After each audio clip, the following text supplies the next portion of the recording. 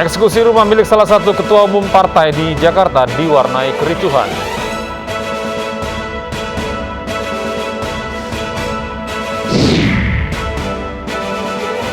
Demo tolak kenaikan harga BBM terus berlangsung di sejumlah daerah.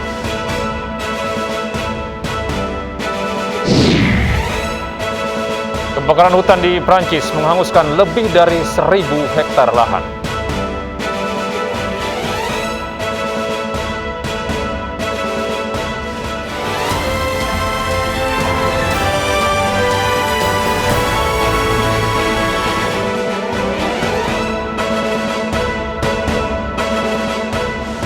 Halo, selamat pagi pemirsa. Kami hadir kembali dalam News Pagi melengkapi informasi Anda pada pagi hari ini. Selain 3 berita utama tadi, kami juga akan hadirkan beragam informasi penting lainnya. Bersama saya, Gede Satria, inilah News Pagi selengkapnya untuk Anda.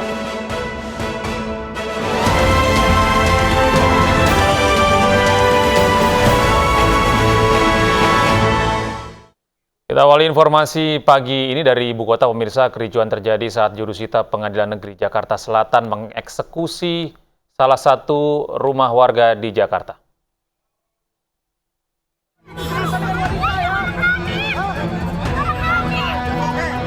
Petugas gabungan dan jurusita Pengadilan Negeri Jakarta Selatan mendatangi rumah Hasnaini, Ketua Partai Republik I di Jalan Lebak Bulus 3, Cilandak, Jakarta Selatan, Selasa siang.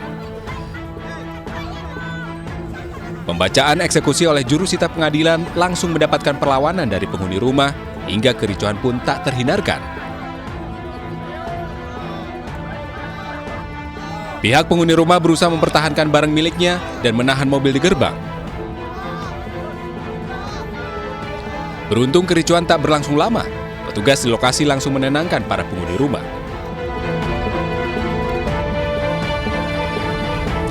Setelah keadaan kondusif, petugas pun mengeluarkan seluruh barang yang berada di dalam rumah untuk diangkut dengan menggunakan truk.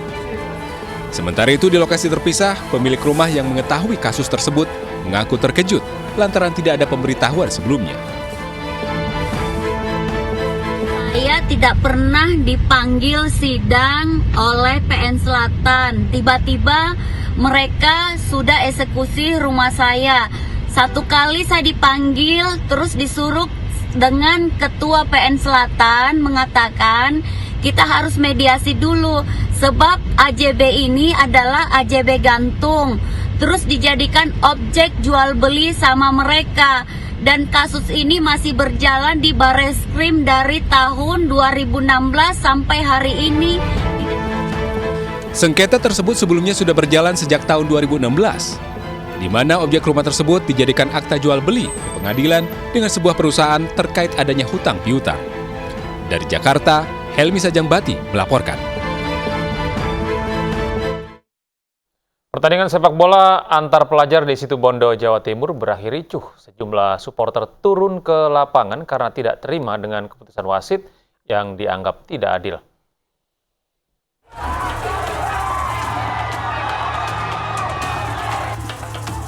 Pertandingan sepak bola pelajar antara SMA Negeri 1 Kapongan dan SMA Negeri 1 Panji di lapangan Stadion Gelora Muhammad Saleh, Kabupaten Situbondo, Jawa Timur berakhir ricuh. Insiden berawal saat salah satu supporter turun langsung ke lapangan karena tidak terima dengan keputusan wasit yang memberikan pelanggaran kepada salah satu pemain dari tim SMA 1 Kapongan. Pendukung tim yang protes langsung diamankan pihak keamanan setempat karena nyaris dipukul oleh massa pendukung dari tim lainnya. Akibat peristiwa itu, pertandingan Liga Bupati Cup ketiga ini sempat dihentikan beberapa saat.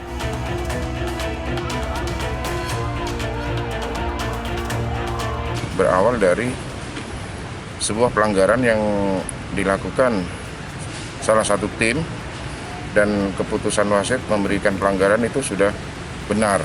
Akan tetapi salah satu pendukung atau supporter, yaitu dari pihak SMA Kapongan, menganggap keputusan wasit itu tidak benar dan melakukan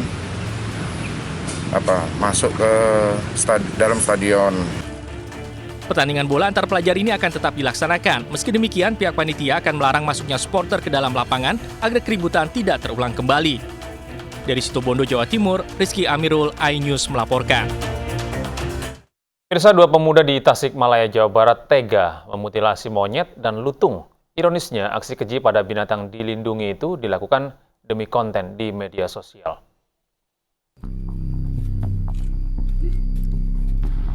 Asep Yadi dan Indra warga Lengkong Barat, Tasikmalaya, Jawa Barat ditahan Satreskrim Polres Tasikmalaya. Keduanya berurusan dengan hukum karena memutilasi hewan dilindungi jenis lutung dan monyet ekor panjang. Keduanya bertindak keji hanya untuk membuat konten video dan menjualnya di media sosial. Polisi menyita seekor lutung Jawa, seekor monyet ekor panjang, dan dokumentasi penganiayaan yang dilakukan tersangka, termasuk alat-alat yang digunakan untuk memutilasi primata ini. Sementara itu dia untuk menjual konten. Menjual konten, Pak? Ya. Pak, itu mereka menjual konten itu maksudnya seperti apa sih, Pak? Menjual konten ya mungkin untuk bagaimana jadi konten itu bisa ditonton dan bagaimana ada permintaan juga, itu masih kita dalami karena dari situlah dia untuk mendapatkan uang. Kedua tersangka dijerat dengan Undang-Undang Sumber Daya Alam Hayati dan Ekosistem dengan ancaman 5 tahun penjara. Dari Tasikmalaya, Jawa Barat, Asep Juharyono, iNews melaporkan. Seorang pria di Bengkulu Utara, Bengkulu, nekat menyembelih dan memakan kucing yang sedang hamil. Saat melakukan aksinya, pelaku membuat foto dan video yang kemudian diunggah ke media sosial.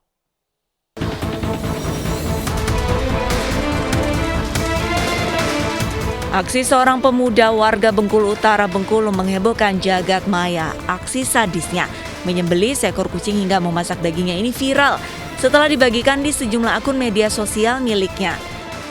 Bahkan terlihat juga 3 ekor anak kucing yang mati yang diduga merupakan anak kucing yang masih dalam kandungan. Dalam akun media sosialnya, pelaku sengaja memasak kucing untuk menu sarapan. Lantaran aksi tak wajar ini, sejumlah komunitas pecinta kucing dari seluruh Indonesia melaporkannya ke polisi untuk ditindaklanjuti. Terkait yang bersangkutan mengalami gangguan kejiwaan, nanti akan kita coba lakukan pemeriksaan dan hasil pemeriksaan tersebut rekomendasinya seperti apa ada gangguan kejiwaan ataupun depresi dan lain sebagainya, nanti akan kita sampaikan. Oke, kasus seperti ini kan tidak mesti harus ada laporan, bisa langsung melakukan lidik seperti itu ya sebenarnya. Nanti kita dalami lebih lanjut ya terkait masalah ini. Apabila nanti terbukti, secara prosedur akan kita informasikan lebih lanjut. Nunggu daging masak, rebus baru digoreng. Santai. Jika tidak terbukti alami gangguan kejiwaan, pelaku akan ditindaklanjuti sesuai dengan hukum yang berlaku. Namun jika sebaliknya, pelaku harus segera mendapatkan penanganan serius. Rencananya, hari ini komunitas pecinta kucing akan datang ke Polres Bengkulu Utara untuk membuat laporan.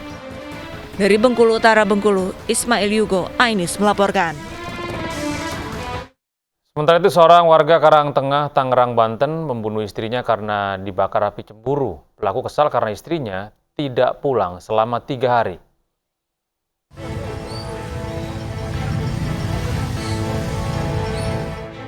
Warga perumahan Ciledug Indah 2 Karangtengah, Tangerang, Banten digegerkan dengan tewasnya seorang wanita yang dibunuh suaminya sendiri. Pembunuhan terjadi di dalam kamar di mana korban dibunuh menggunakan senjata tajam.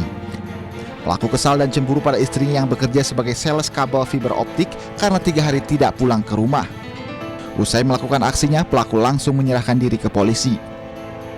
Aparat Polres Metro Tangerang Kota yang datang ke lokasi langsung melakukan olah tempat kejadian perkara dan mengevakuasi jasad korban. Laki-laki, saudara J bersama anaknya datang ke Polsek. Dia melaporkan bahwa dia telah melakukan kekerasan terhadap istrinya yang mengakibatkan meninggal dunia. Kemudian dari laporan tersebut kita tindak lanjuti dengan melakukan pengecekan TKP. Jasad korban dievakuasi ke Rumah Sakit Umum Daerah Kota Tangerang untuk diotopsi. Sementara pelaku ditahan di Polres Metro Tangerang Kota untuk diperiksa lebih lanjut. Dari Tangerang, Banten, Sukron, iNews melaporkan. Seorang pemuda tewas ditikam bapak tirinya sendiri saat berduel di Jalan Kakak Tua 1, Kota Makassar, Sulawesi Selatan. Usai menikam korban, pelaku langsung melarikan diri.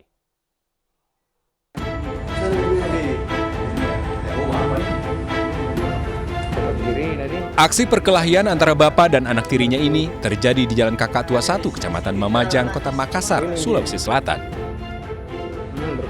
Dalam rekaman CCTV terlihat, pelaku yang berbaju merah menunggu korban keluar dari salah satu rumah temannya.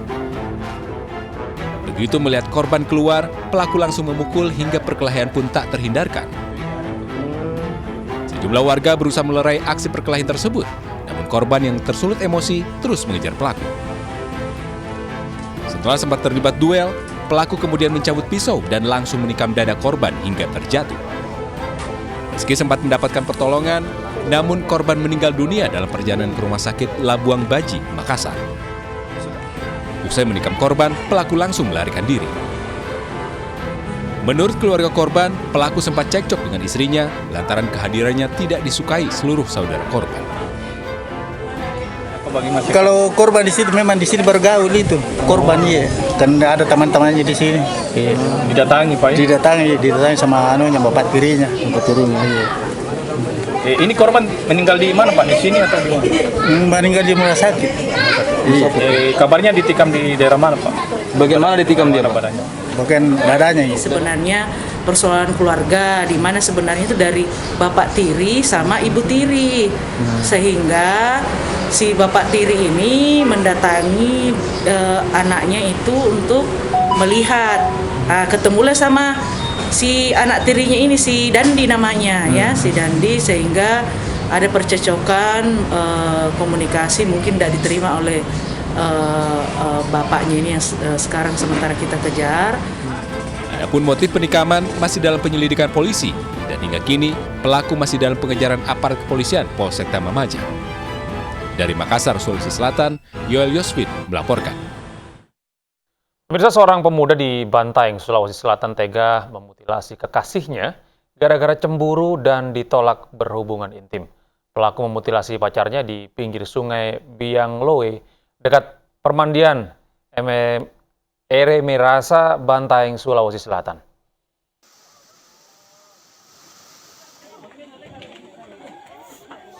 Pembunuhan sadis terhadap seorang siswi di pinggir sungai Biangloe, Desa Barua, Bantaeng, Sulawesi Selatan akhirnya terkuak. Korban yang berusia 16 tahun ternyata dibunuh dan dimutilasi kekasihnya yang juga masih berstatus pelajar SMA. Pelaku yang berusia 17 tahun tega memutilasi pacarnya gara-gara cemburu dan ditolak berhubungan intim. Orang yang bersangkutan melakukan pembunuhan terhadap korban di lokasi tersebut. Pelaku dan korban ini menjalin hubungan asmara. Jadi awalnya pelaku ini pengen dilayani hubungan intim lah, tapi korban tidak mau. Kemudian emosi dari pelaku, kemudian dicekik. Sebelumnya sesosok jasad siswi dimutilasi ditemukan warga di Sungai Biangloe, Kabupaten Bantaeng, Sulawesi Selatan, Minggu 11 September 2022. Korban hilang sejak 1 September. Dari Bantaeng, Sulawesi Selatan, Dirman Anwar, iNews melaporkan. Polisi terus selidiki kasus tewasnya seorang ASN yang diduga merupakan saksi kunci kasus korupsi di Semarang, Jawa Tengah. Dari hasil penyelidikan sementara, polisi menduga korban dibunuh sebelum dibakar dan dimutilasi.